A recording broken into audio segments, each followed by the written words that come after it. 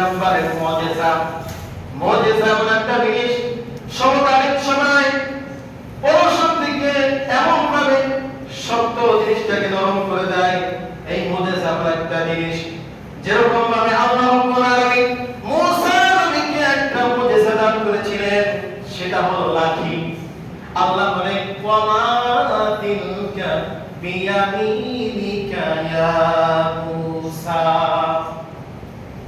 মুসা যখন ফিরআউনের কাছে, ফিরআউন তার জাদু দিয়ে সাপগুলো তৈরি করে মুসাকে যখন আক্রমণ করা শুরু করলো, মুসা আল্লাহকে ডাক দিয়ে বলে, মালিক তুমি ছাড়া তো আমার কেউ নাই, তুমি আমাকে উদ্ধার করো।